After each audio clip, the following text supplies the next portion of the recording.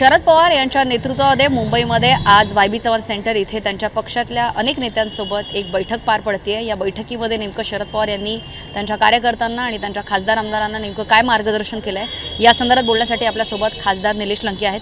Sir, काय सांगाल की शरद पवार साहेब जे आहेत ते स्वतः आज मीटिंग घेत आहेत, काय नेमकं त्यांनी मार्गदर्शन केलं आहे? येणाऱ्या जिल्हा परिषद पंचायत समिती असो किंवा नगरपालिका महानगरपालिका या संदर्भातल्या प्रत्येक मतदारसंघातील महत्त्वाच्या कार्यकर्त्यांशी आज पवारसाहेबांनी संवाद साधला।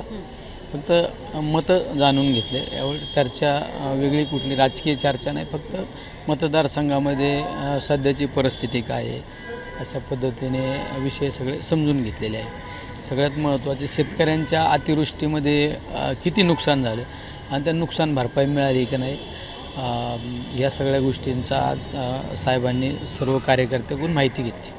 तर दुसरीकडे आपण बघतोय की आता महाविकास आघाडीचा जो आहे 1 नोव्हेंबरला मोर्चा निघणार आहे निवडणूक कार्यालयाच्या निवडणूक आयोगाच्या विरोधात। यामध्ये या संदर्भात काही चर्चा झाली का?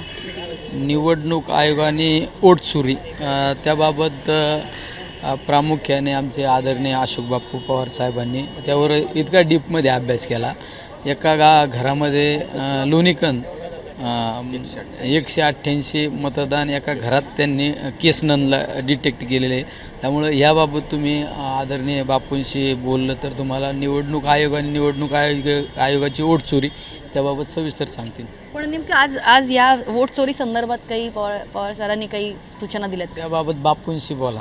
काय सांगाल सर की वोट चोरी संदर्भात तुम्ही पण बैठकीमध्ये होता की त्या संदर्भात काही शरद 1 तारखेला मोर्चा आहेच आहे, त्या दिवशी ठरलं जाईल। मागच्याच आठवड्यात आपल्याला माहिती की राज्याचे विरोधी पक्षाचे सर्व नेते पवारसाहेब असतील, आदरणीय उद्धवजी ठाकरे साहेब असतील, आदरणीय राजजी ठाकरे साहेब असतील, बाळासाहेब थोरात असतील, जयंत पाटील साहेब असतील, हे सगळे होते। आणि केंद्रीय निवडणूक आयोगाने महाराष्ट्राचे निवडणूक अधिकारी प्रमुख त्यांच्याबरोबर 2 दिवस बैठका झाल्या। त्यातनं समाधान नाही झालेलं काही गोष्टींचं, त्यामुळे 1 तारखेला मोर्चा आहे। 1 तारखेच्या मोर्चा संदर्भात काही चर्चा झाली नाही? 1 तारखेचा मोर्चा तर सगळ्याच आघाडीचा मिळून आहे, त्यामुळे त्याची मुख्य म्हणजे हेच मतदार यादीतले घोळ म्हणजे वोट चोरी ज्याचा विषय चालला आहे तोच विषय महत्त्वाचा 1 तारखेला त्या दिवशी होणार। सर, आणखीन एक महत्त्वाचं, कारण महाविकास आघाडीचा मोर्चा जो आहे तो निवडणूक आयोगाच्या विरोधात निघणार आहे। याच्यामध्ये आता राज ठाकरे सुद्धा या मोर्चामध्ये सामील होणार आहे, त्यांच्या मनसेच्या नेत्यांना घेऊन, पदाधिकारी कार्यकर्त्यांना घेऊन।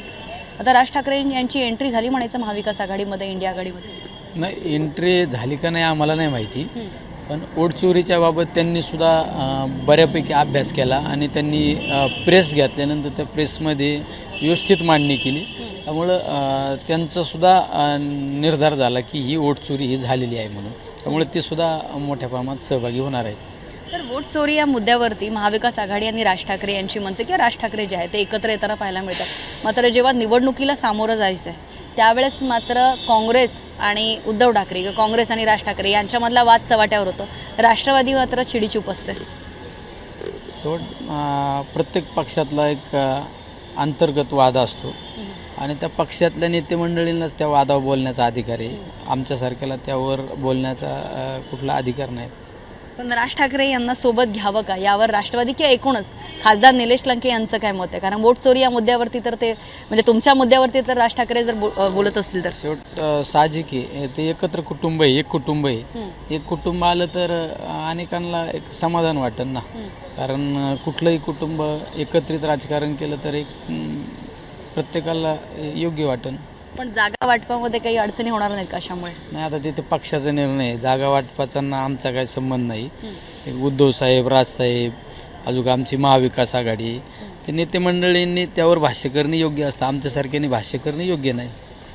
सर, फलटणमध्ये एका डॉक्टर महिलेने जे आहे आत्महत्या केलेली आहे। महिला मराठवाड्याची होती, डॉक्टर असलेली एक महिला जी आहे ती हातावरती आरोपींची नावं लिहिते, ज्यांनी छळ केला त्यांची नावं लिहिते आणि आत्महत्या करते। मात्र अद्याप ही जे आहे या प्रकरणाला एक राजकीय वळण दिलं जातं, याकडे कसं बघतं?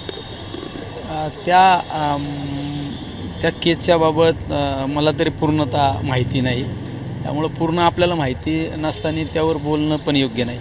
पण काय एक डॉक्टर महिला आत्महत्या करते आरोपींची नावं घेऊन, या घटनेकडे कसं बघतं? त्या डॉक्टर महिलेवर जर अत्याचार झाला, अन्याय झाला तर जे कोणी दोषी असतील त्यांच्यावर कठोरात कठोर कारवाई झाली पाहिजे। तर एक शेवटचा प्रश्न, राष्ट्रवादीचं अजित पवार यांचे राष्ट्रवादीचं जे नागपूरमध्ये कार्यालय तिथे जे आहे तिथे एक कार्यक्रम झाला, लावणीच्या गाण्यावरती जे आहे डान्स झाला, काय बघाल याकडे की राष्ट्रवादी? मीटिंगमध्ये होतो, बापूंला माहिती असतं, बापू सांगतो. तुम्हाला हे प्रकरण माहिती आहे का?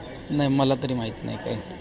सर काय सांगा? नाही, आम्ही पाहिलंच नाही खरं म्हणजे. आम्ही मिटिंगच्या या गडबडीत असल्यामुळं काय आम्ही पाहिलेलंच नाही, त्यामुळं न पाहिलेल्या गोष्टीवर भाष्य करणं उचित नाही. धन्यवाद शिवबद्दल. तर आपल्यासोबत होते राष्ट्रवादीचे खासदार निलेश लंके, ज्यांनी सांगितलेलं आहे की 1 तारखेला जो आहे भव्य मोर्चा महाविकास आघाडीचा आणि त्याचबरोबर राज ठाकरेंसोबतचा मोर्चा जो आहे तो निवडणूक आयोगाच्या विरोधात निघणार आहे. व्हिडिओ जर्नलिस्ट सिद्धांतसह ज्योत्स्ना गंगणे, जय महाराष्ट्र, मुंबई.